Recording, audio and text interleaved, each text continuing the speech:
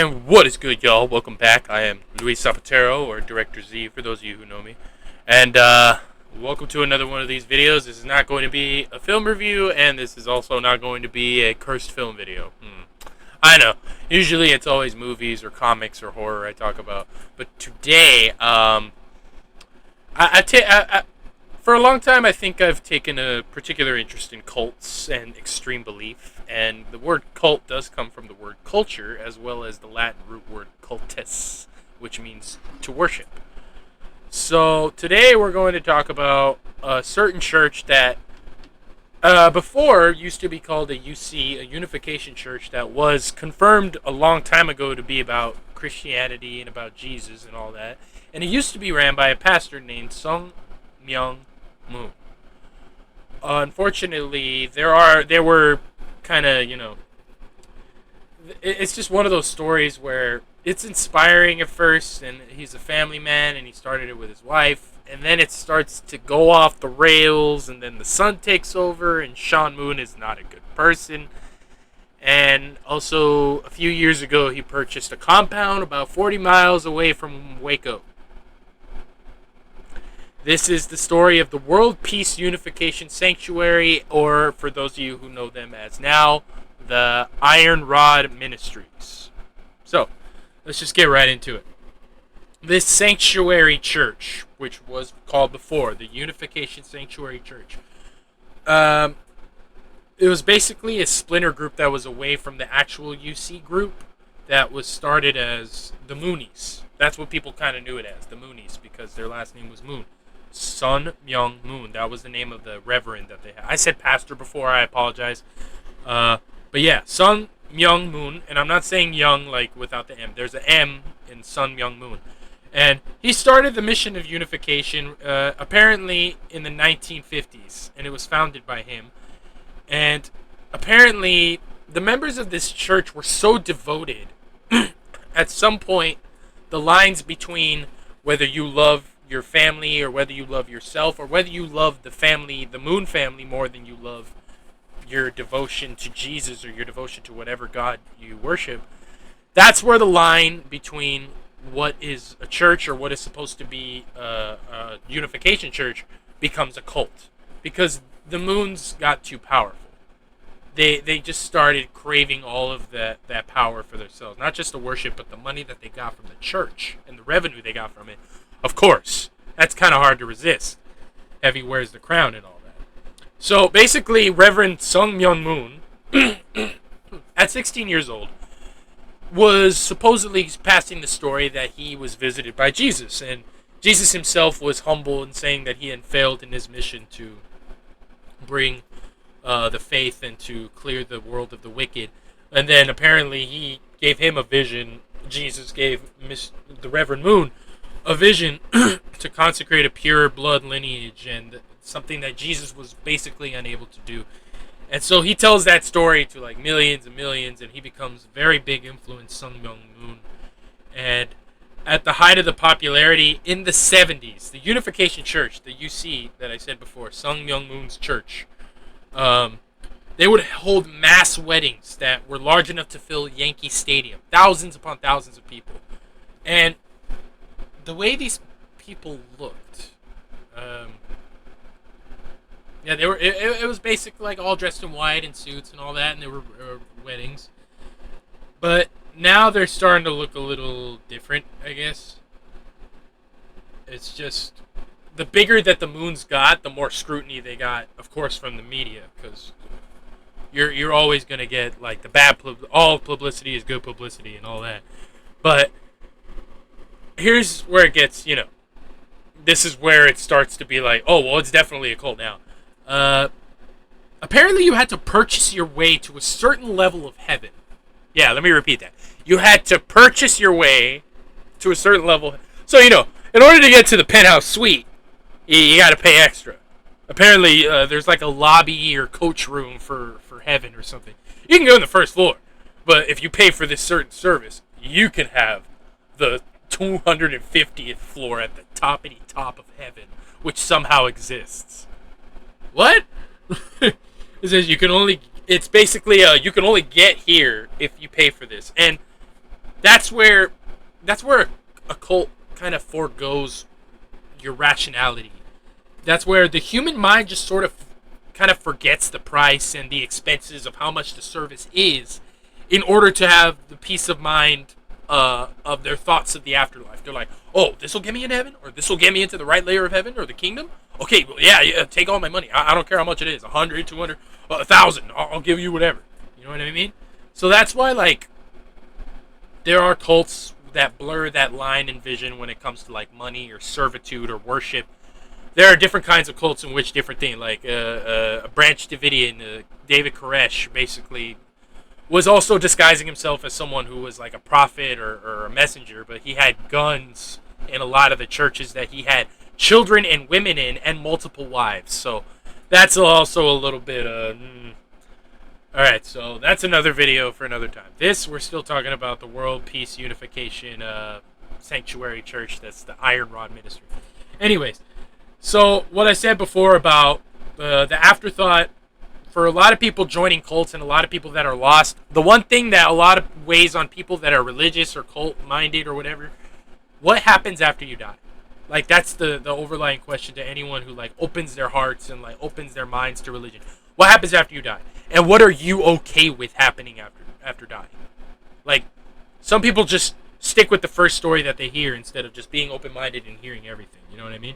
So that's what kind of brings a lot of people who are lost and scared and lonely and they don't know purpose.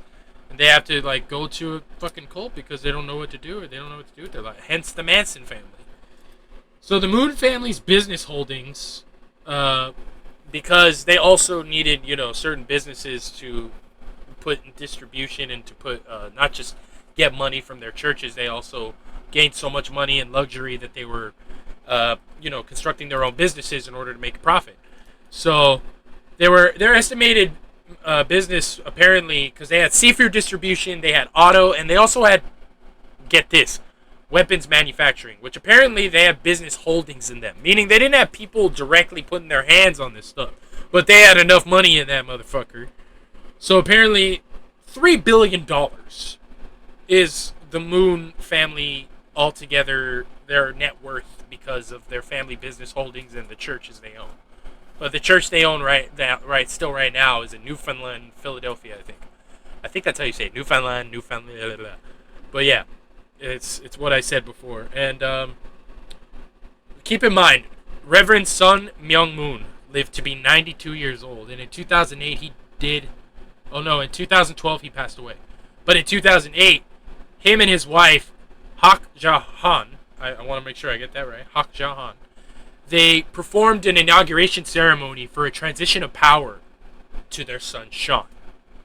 Now, Sean plays a very big role in the future of this church, which is still called the Unification Sanctuary Church, until Sean gets a hold of it. No, keep in mind, at first, Sean Moon was kind of a good guy. He was just at first doing YouTube videos of how to live like a monk, and he was like showing people how to like tie robes and make robes like a monk and live off the land. But then something happened. Years later, I'm not sure what happened, or if he went to like some school, or if he went to a few TED Talks or something.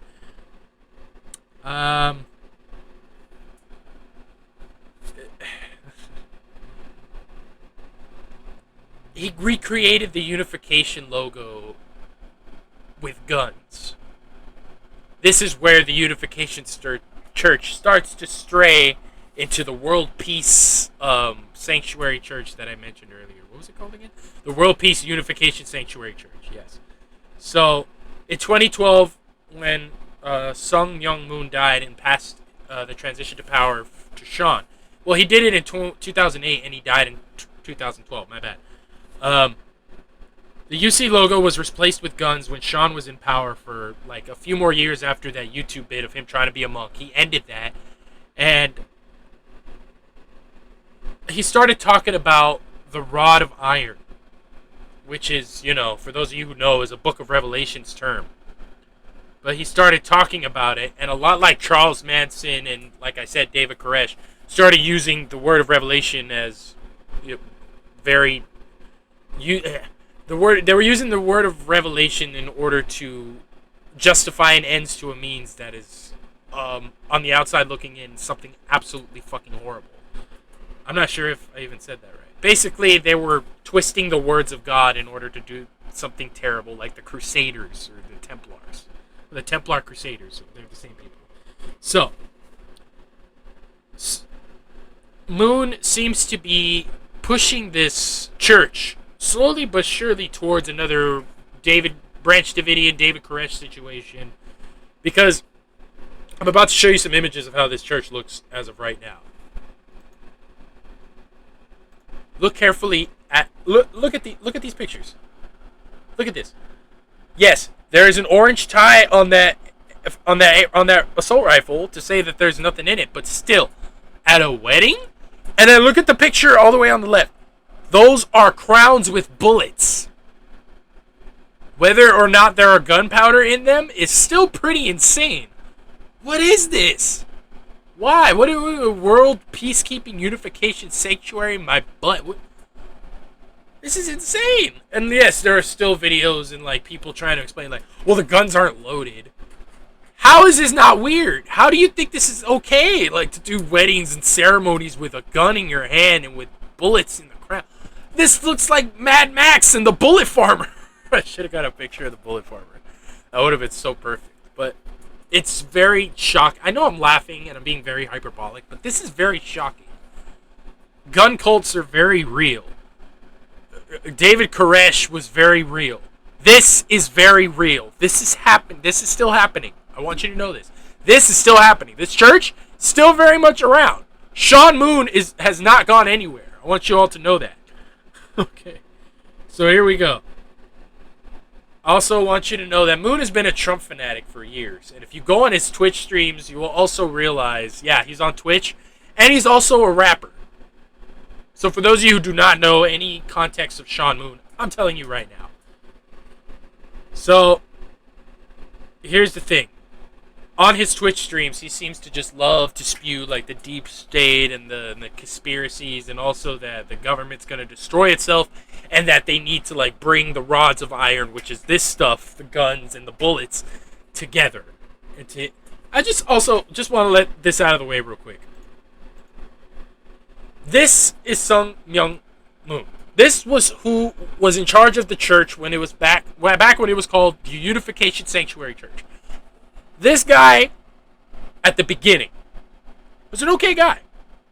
Then he started getting too powerful. He was getting too greedy. He was asking for a lot of money. He was living the luxury life. Yada yada yada. And another thing is, I don't really think he taught his son that well from right and wrong.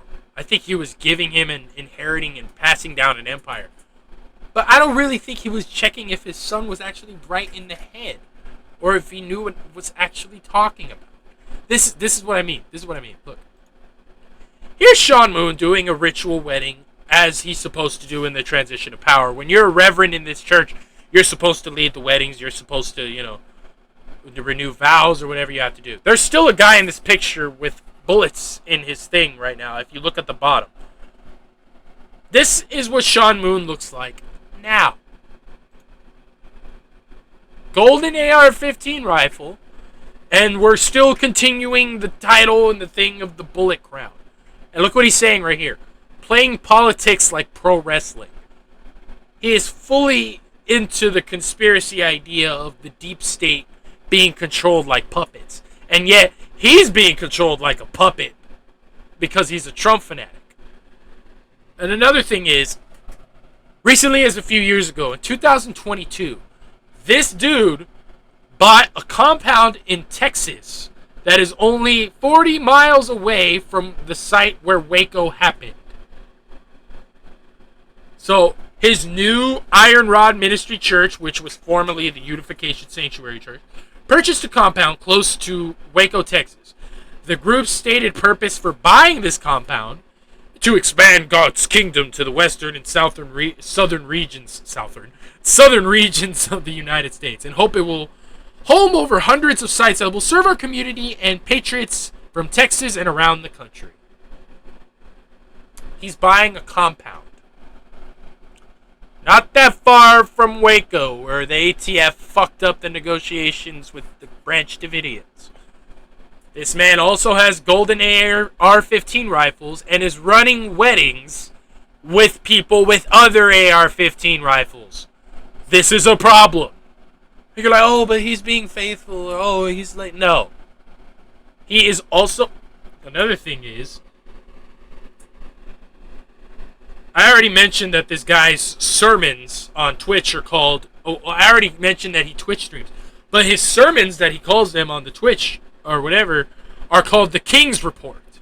And he has called for his members to prepare for war. Like, full-on prepare for fucking war. And issued dark warnings that the federal government and the globalists were out to get all of them. And there's an inner peacekeeper militia inside of his so-called church that are called the Peace Police Militia that trains youths in combat, like children, 13, 14, 15-year-olds, in combat to defend against impending attacks on the kingdom of God, air quote. So let's review. Let's go back a little bit. I just want to take a step back, okay? This man ran a church called the Unification Sanctuary Church. Was it all bad? It turned very bad, yes. Was he all bad? The jury's still out on there, but I still say that in order to run a corrupt business like he has and put himself on a pedestal like a king for a church, he can't be all that of a good guy. But still, he had a church, he put himself on a mission, he said Jesus came to him, and at first it seemed like he was doing okay. And then, this dude came along, and the church started looking like this.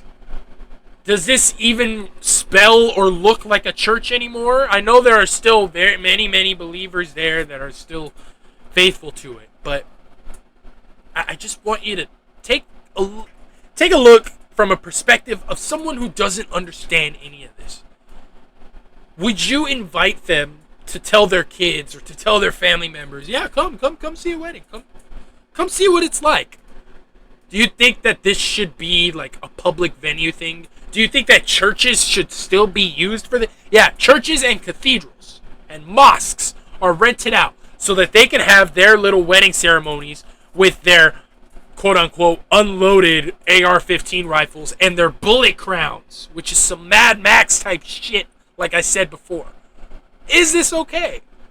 Are people... Like, there's so many people that don't understand this. That the reason I do this kind of series now, the reason I'm going to do this now, is because I want people to know, or people to ask themselves, when does a doctrine of faith, or when does a pantheon or a community of people that believe in something,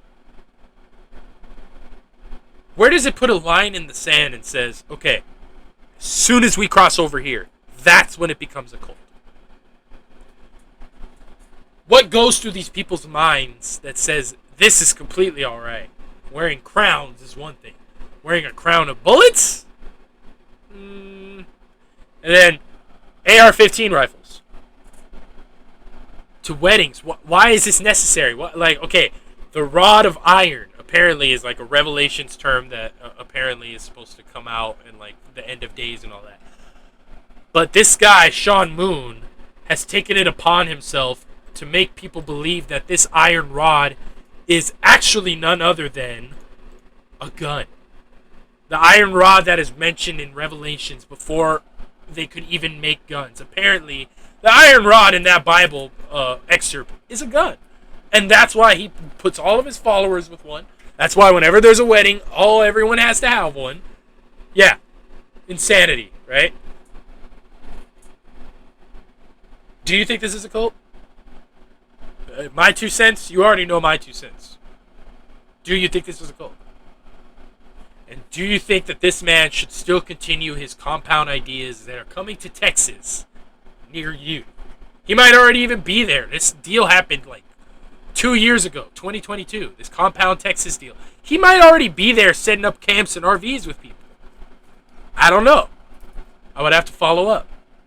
But that's why I'm starting this series. I'm just saying, cult or nay, or I'm just going to call this, cults you may not know, or cult watch. I'll call it cult watch just so we can, like, there are so many of these, and there's a lot of sex ones. I'm just going to tell you right now. There's a lot of ones where there's guys with multiple wives, child wives. There's multiple ones with sex slaves. There's multiple ones where they're militarized, like this guy. So yes, keep in mind that this will be a series, that I will be looking at more cults, and that we will be exploring more of this in the future. I don't know why I was holding this whole time, and I didn't even take a hit. There we go. But thank you guys for watching. There will be more videos like this in the future, like cursed films and more film reviews and what I did before with MCU's news stuff.